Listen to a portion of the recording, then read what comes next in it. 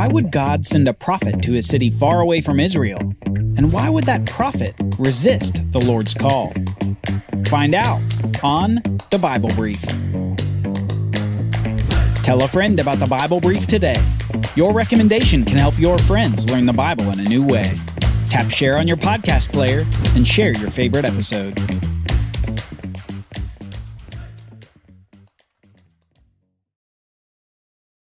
From the book of Jonah. Now the word of the Lord came to Jonah the son of Amittai, saying, Arise, go to Nineveh, that great city, and call out against it, for their evil has come up before me. But Jonah rose to flee to Tarshish from the presence of the Lord. He went down to Joppa and found a ship going to Tarshish. So he paid the fare and went down into it to go with them to Tarshish, away from the presence of the Lord.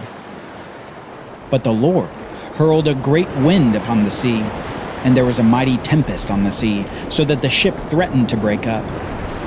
Then the mariners were afraid, and each cried out to his God. And they hurled the cargo that was in the ship into the sea as to lighten it for them. But Jonah had gone down into the inner part of the ship, and had lain down and was fast asleep.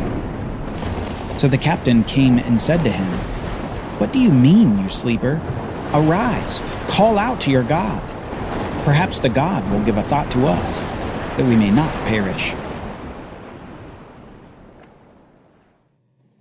It's been 100 years since the rise of Jehu in Israel and the demise of the wicked queen Athaliah in Judah. 100 years since the fall of Omri's dynasty in the northern kingdom of Israel. And since then, the region has been in disarray. Omri's dynasty had provided some stability to Israel's rule within the Near East, but with Omri's family decimated by the usurper Jehu, opportunity abounded in the region. Neighboring Syria began to flex its muscles militarily, and powers further to the northeast continued to wax and wane as the seeds of an empire began to germinate. Egypt was weak and disunified. Edom was an independent force, and Philistia continued to be a thorn in the side of the Israelites. Alliances were forged and then forgotten, and the 100 years of the dynasty of Jehu was marked with the same sorts of sins as Jeroboam from the very beginning of the northern kingdom. In fact, this was so much the case that the longest reigning king in Jehu's dynasty was also named Jeroboam. Jeroboam II, who reigned 41 years over the kingdom. It was under Jeroboam that the instability of the northern kingdom was stabled to a more powerful force in the region once again. Despite him repeating the sins of his fathers, God still allowed his kingdom to prosper for his time. He recaptured many areas east of the Jordan River, and he restored areas to the kingdom that hadn't been held since the days of Solomon. God used even this wicked king to preserve the northern kingdom. Jeroboam II reigned and succeeded. It's during his reign, however, that we find one of the most enigmatic prophets in all the Bible. A prophet who, despite being commissioned by God, runs from him. Runs because of his own fear. Not fear of God's judgment, but fear of his mercy. Jonah is the prophet who ran from God.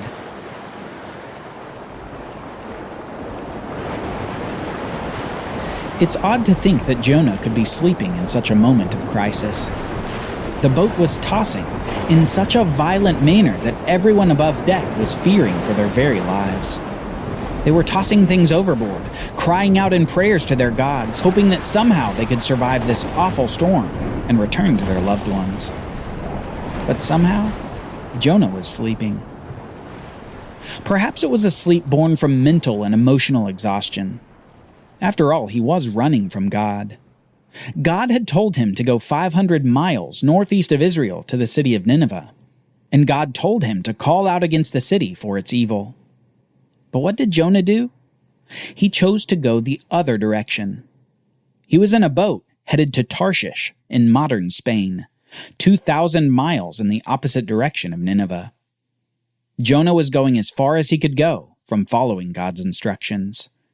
And surely, he was exhausted from the effort and strain of his disobedience. Yet he's soon shaken awake by the ship captain, who says words that must have struck Jonah to the bone. Just as God had said, "Arise, call out to Nineveh," here the captain was saying, "Arise, call out to your God." It was as if God was reminding Jonah of his sin in running in the very moment that he's awakened from his slumber. Jonah was probably struck, but apparently he didn't yet realize the cause of the storm.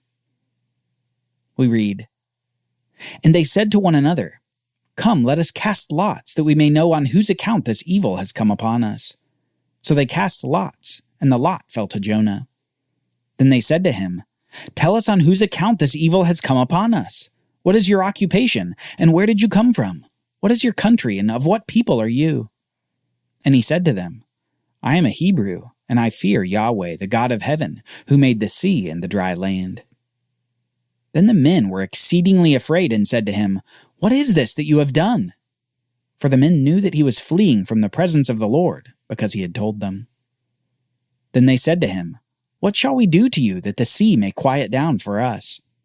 For the sea grew more and more tempestuous." The crew and other passengers are frantic at this point, trying to come up with a solution. They now know that Jonah has disobeyed Yahweh, and that Yahweh is likely the one who sent this storm upon the raging seas. Jonah still hasn't called out to the Lord, and he hasn't made any moves to demonstrate repentance for his running away. Surely the crew isn't ready for Jonah's next suggestion. He says to them, "Pick me up and hurl me into the sea. Then the sea will quiet down for you, for I know it is because of me that this great tempest has come upon you." Nevertheless, the men rowed hard to get back to dry land, but they could not, for the sea grew more and more tempestuous against them. Therefore they called out to the Lord, "O Yahweh, let us not perish for this man's life, and lay not on us innocent blood, for you, O Lord, have done as it pleased you." So they picked up Jonah and hurled him into the sea, and the sea ceased from its raging. Then the men feared the Lord exceedingly, and they offered a sacrifice to the Lord and made vows. In a move so characteristic of Yahweh, he apparently turns the people on the boat into believers in himself through the disobedience of his prophet. After sending Jonah overboard to assure death, the crew members demonstrate fear of the Lord, vow to him, and sacrifice to him. Even when Jonah is fleeing, God's using this prophet to accomplish his purposes. Jonah was now in the water, engulfed by the billowing waves, then wrapped by the weeds of the sea. He was being pulled into the dark blue of the deep, and death enveloped him. But that wasn't the end for Jonah, because Yahweh appointed a great fish to swallow up Jonah, and Jonah was in the belly of the fish 3 days and 3 nights.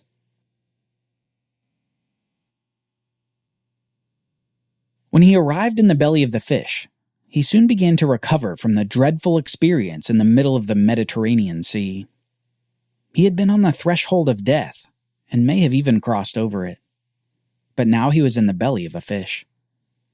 Instead of Nineveh, he was under the ocean and a giant sea creature. This had God's hand all over it. The Lord of all things was the Lord of this fish too. Finally, Jonah prays this to Yahweh, his first words to God since the opening of the book of Jonah. "I called out to the Lord out of my distress, and he answered me. Out of the belly of Sheol, the place of the dead, I cried, and you heard my voice. For you cast me into the deep, into the heart of the seas, and the flood surrounded me.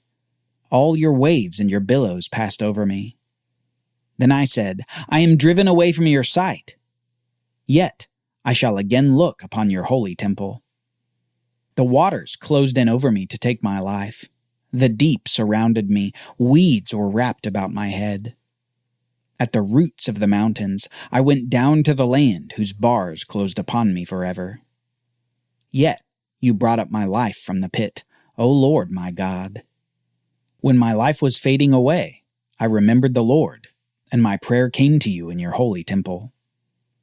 Those who pay regard to vain idols forsake their hope of steadfast love. But I, with the voice of thanksgiving, will sacrifice to you. What I have vowed, I will pay. Salvation belongs to the Lord." And the Lord spoke to the fish, and it vomited Jonah out upon the dry land. Jonah's prayer of thankfulness is brimming with praise at God's gift of life to him. Even in the midst of Jonah's obstinate refusal to God to go to Nineveh, and perhaps his initial desire to even die at sea rather than obey God, even despite all this, God answers Jonah's final prayer. A prayer for salvation from the midst of the sea. A prayer in which Jonah likely vowed to finally go to Nineveh. With God's salvation from the sea, he would finally live according to God's call on him. So the fish brings him to the shore and empties him onto it. Jonah has his second chance at life, a second chance to obey God. Now we have to ask, why is it that Jonah is so resistant to go to Nineveh? He hasn't had any issue going to the king of Israel to announce God's words. He's apparently had little issue with being a prophet before this point. But Nineveh is a sticking point for Jonah. Why doesn't he want to go? This was a city many miles away from Israel, and only occasionally involved in Israel's history. There had been some conflict, sure, but Jonah had little reason for not wanting to go. They were a wicked city, so wicked that God apparently was about to do something about it. Yet Jonah, for all this, didn't want to go announce God's judgment. Why? Then the word of the Lord came to Jonah a second time, saying, "Arise, go to Nineveh, that great city, and call out against it the message that I tell you." So Jonah arose and went to Nineveh, according to the word of the Lord. Now Nineveh was an exceedingly great city, 3 days' journey in breadth. Jonah began to go into the city, going a day's journey, and he called out, "Yet 40 days, and Nineveh shall be overthrown." Jonah finally arrives in Nineveh, and after all this traveling, he says only a few words as he walks throughout the city. He says, "Yet 40 days, and Nineveh shall be overthrown." He doesn't say, "Turn from your wickedness," or "God is angry at your sin." He just has a simple message of impending judgment. And yet,